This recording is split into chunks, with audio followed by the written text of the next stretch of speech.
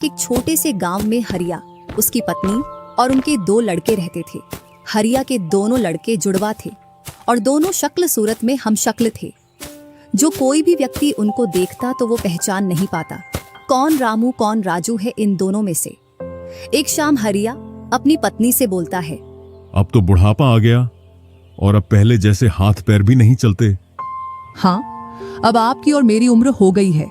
अब मुझसे भी घर का काम नहीं होता।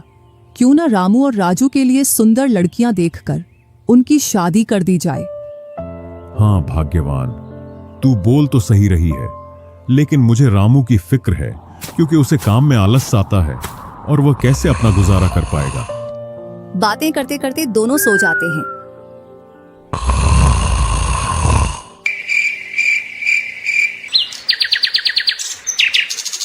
और सुबह उठकर हरिया रामू राजू से बोलता है, तुम दोनों खेतों पर चले जाना और एक खेत को खोद आना जिसमें मैं आकर बीज बो दूंगा। और आज मैं अपने दोस्त से मिलने के लिए पास ही के गांव में जा रहा हूं। 2 दिन में लौट कर आऊंगा। हरिया तैयार होकर दूसरे गांव की ओर निकल जाता है और रामू राजू भी खेतों की ओर चल देते हैं।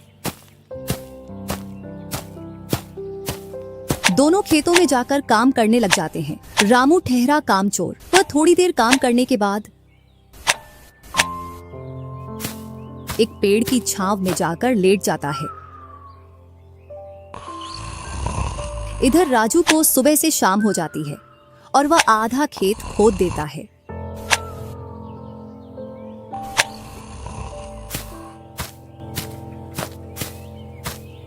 और हरिया भी अपने दोस्त के पास पहुंच जाता है। अरे भाई हरिया, कैसे आना हुआ? तुझसे मिलने की इच्छा हुई तो मिलने आ गया। चल अच्छा है, पहले भोजन करते हैं, इसके बाद गप्पे लड़ाएंगे। दोनों साथ में भोजन करते हैं। हाँ भाई हरिया, सुना सब कुशल मंगल? हाँ भाई, सब कुछ कुशल मंगल है। अब तो तेरे दोनों लड़के शादी के लायक हो गए होंगे। हाँ, दोनों शादी के लायक हो गए हैं और खासकर मैं तेरे पास इसीलिए आया हूं कि कहीं दोनों लड़कों के लिए लड़कियां देख आऊं। वैसे अपनी भी 2 बेटी हैं और दोनों खूब होशियार और चंचल है। अब दोनों की भी उम्र शादी के लायक हो गई है। अगर तुझे कोई एतराज ना हो तो क्यों ना इस दोस्ती को रिश्तेदारी में बदल दी जाए। इतना सुन हरिया बड़ा खुश होता है। जब वह दोनों लड़कियों को देखता है तो दोनों बहुत ही सुंदर थीं।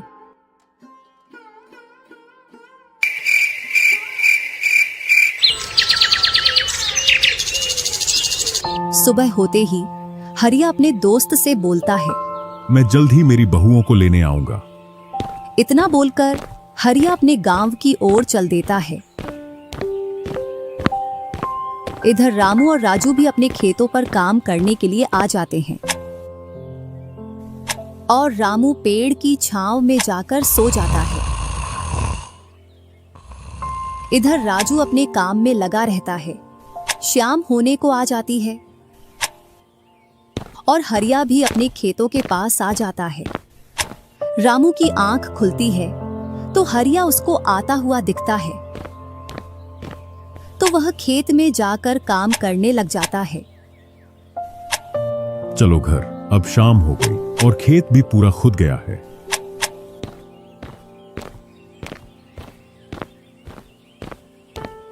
तीनों साथ में घर पहुंच जाते हैं। हरिया अपनी पत्नी और दोनों लड़कों को बताता है कि वह इन दोनों की सगाई पक्की कराया हूं।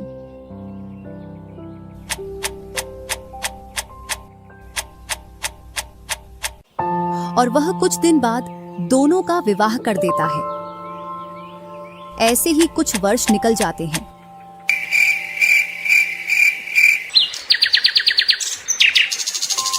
हरिया और उसकी पत्नी का स्वर्गवास हो जाता है और दोनों भाई जमीन और घर का बंटवारा कर लेते हैं। रामू अपने आलसी पने की वजह से खेतों में काम करने नहीं जाता और दिन भर घर में ही पड़ा रहता। इधर राजू अपने खेतों में दिन रात मेहनत करता है, जिससे रामू और राजू की फसलों में अंतर स्पष्ट दिखाई देता है। एक दिन रामू राजू से बोलता है, तूने अच्छा खेत रख लिया और मुझे यह खराब खेत दे दिया। जिससे तेरी फसल अच्छी हो रही है और मेरी फसल कमजोर। कोई ना, अगली फसल पर खेत बदल लेंगे।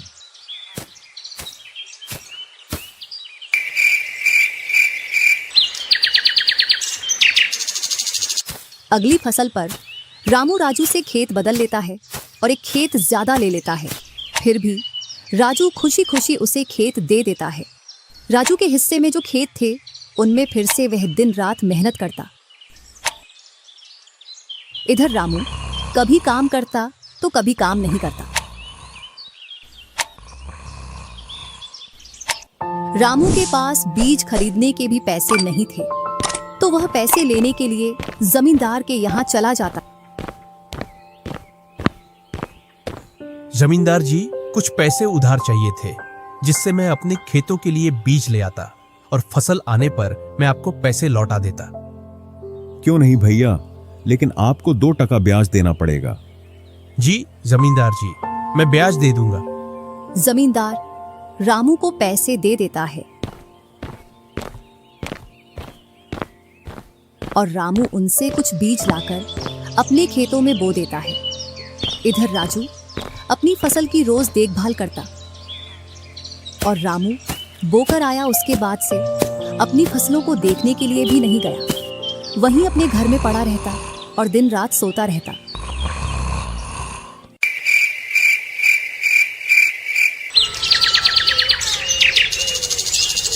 एक दिन जब फसल पकने का समय आया तो वह अपनी फसल देखने के लिए खेतों पर गया और फसल देखकर बोला, अरे इतनी कमजोर फसल!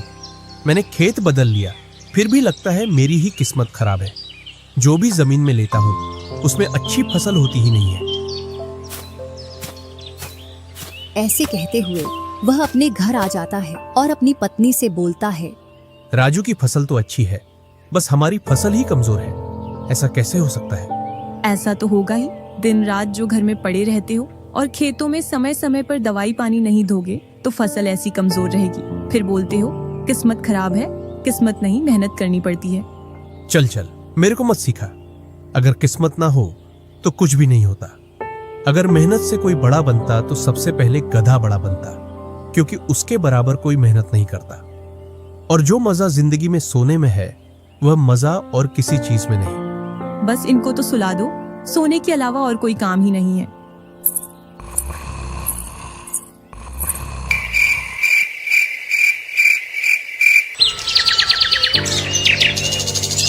कुछ दिनों बाद जब फसल निकली तो राजू की फसल रामू से दोगुनी निकली, जबकि उसकी जमीन रामू से कम थी। रामू फसल को देखकर बोलता है, इस फसल को बेच कर आऊं या खाने के लिए रखूं? इधर जमींदार जी को भी पैसे देने हैं। अब इतनी सी फसल से कैसे काम चलेगा पता नहीं।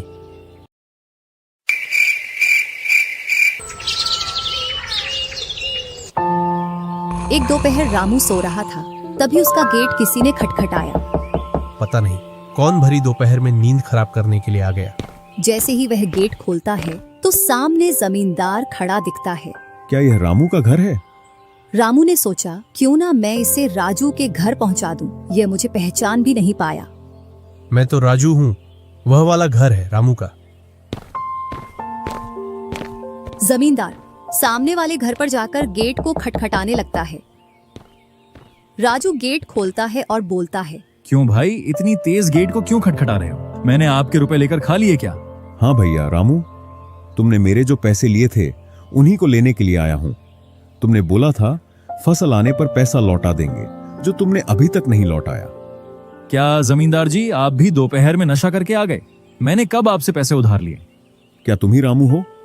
नहीं, मैं तो राजू हूँ। रामू तो सामने वाले घर में रहता है।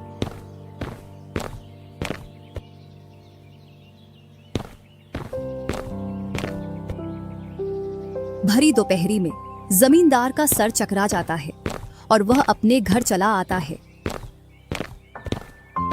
और घर पहुंचकर मुनीम से बोलता है, ऐसा लगता है मुझे कि जो पैसे रामू के दिए थे वह पैसे अब लौट कर नहीं आने वाले।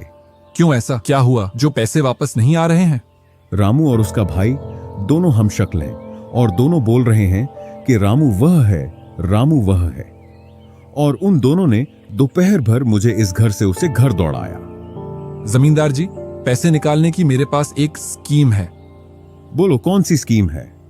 मुनीम जमींदार जी के कान में पूरी स्कीम बताता है।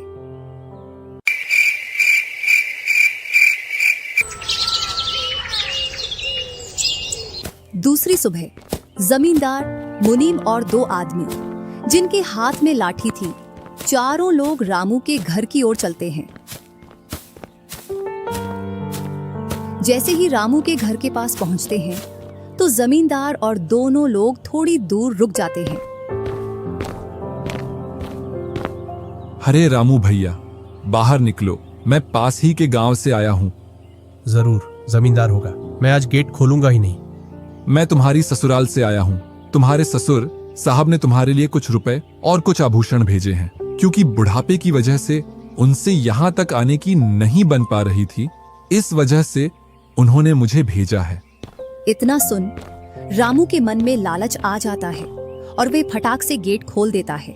कहाँ है पैसे और धन? क्या तुम्हारा ही नाम रामू है? हाँ, मेरा ही नाम रामू है। कहाँ है धन? यही पास में रखा है, चलो दोनों उठा लाते हैं। वह मुनीम के साथ चल देता। थोड़ी दूर चलने के बाद मुनीम जमींदार जी को बुला लेता है। जमींदार और दोनों लोग रामू के पास आ जाते हैं। लाओ मेरे पैसे लौटाओ, ब्याज समेत। मैंने आपसे पैसे नहीं लिए। ये ऐसे नहीं मानेगा। अब तुम दोनों के हवाले करता हूं, तुम चाहे जैसे इससे पैसे निकालो। और दोनों आदमी रामू को लठ से मारते हैं। रामू चिल्लाता हुआ, अरे भाई रुको, अरे भाई रुको, मत मारो, अरे भाई रुको, मत मारो। इधर वह दोनों रामू में दे लठ लठ बरसा रहे थे। तभी राजू गेट खोलकर देखता है तो रामू पर कुछ लोग लठ से वार कर रहे थे। तो वह दौड़कर उनके पास आता है और बोलता है, अरे भाई रुको। इस रामू ने आज से 5 महीने पहले मुझसे पैसे लिए थे। जब लौटाने की बारी आई तो बहाने कर रहा था। कितने पैसे हैं? 2000। रुको मैं लाता हूँ।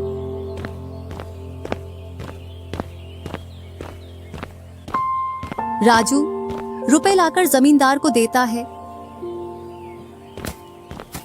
और जमींदार और उसके साथी वहां से चले जाते हैं। इधर रामू भी अपने घर में चला जाता है और राजू भी।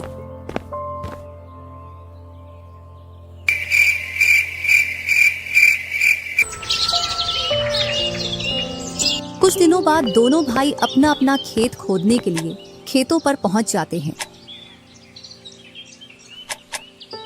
इधर खेत खोदते खोदते राजू दौड़ते हुए रामू के पास आता है और बोलता है, देखो मुझे खेत में क्या मिला है। राजू के हाथ में हीरा देखकर रामू के मन में लालच आ जाता है और वह मन ही मन सोचता है, इसके खेत में तो और भी हीरा हो सकते हैं। क्यों ना मैं इसको मेरा वाला खेत दे दूं और इसका खेत में रख लूं, जिससे मेरे पास भी बहुत सारे हीरे हो जाएंगे। मैं क्या बोल रहा था, क्यों ना तू मेरे वाले खेत पर फसल कर ले और मैं तेरे वाले पर। इतने दिनों से तू कम जगह पर कर रहा था। और रामू राजू वाले हिस्से को खोदने लग जाता है।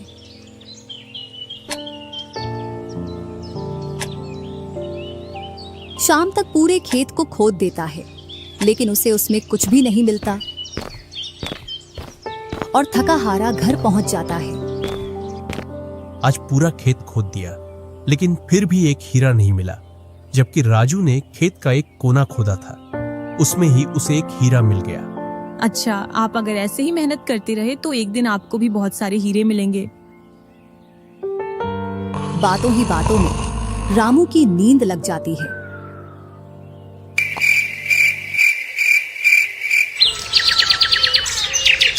और जब सुबह होती है तब वह बोलता है, आज जैसी नींद मुझे कभी नहीं आई। हाँ, अगर तुम ऐसे ही मेहनत करते रहे तो आपको रोज ऐसी नींद आएगी। और रामू उसे वर्ष राजू की तरह अपने खेतों में मेहनत करता है और दोनों की फसलें बराबर निकलती हैं, जिससे रामू के चेहरे पर अलग ही चमक दिखती है। एक दिन चारों लोग साथ में बैठकर खाना खा रहे थे। क्या सच में उस दिन खेत में से हीरा निकला था? हाँ भैया, निकला था ना। जो आज आपके घर में उसकी वजह से कई सारे हीरे रखे हैं। इतने में ही रामू की पत्नी बोलती है, वह तो नकली था, आपसे काम करवाने के लिए। इसी प्रकार बातें करते करते चारों लोग अपने अपने घरों में जाकर सो जाते हैं।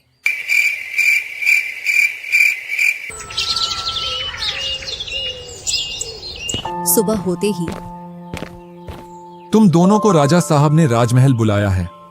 वह दोनों भाई सेनापति के साथ चल देते हैं। अब पता नहीं कौन सी आपदा आ गई। कुछ नहीं, कुछ अच्छा काम होगा, तभी तो हमें बुलाया है। दोनों राजा के पास पहुंच जाते हैं। हमने सुना है इस वर्ष तुम्हारी फसल सबसे अच्छी निकली है और आपने इस बार सबसे ज्यादा राजकोष में कर दिया है। इसी का आप दोनों को इनाम दिया जाता है। दोनों भाइयों को आपके गांव में इनाम के रूप में दुगनी जमीन दी जाती है।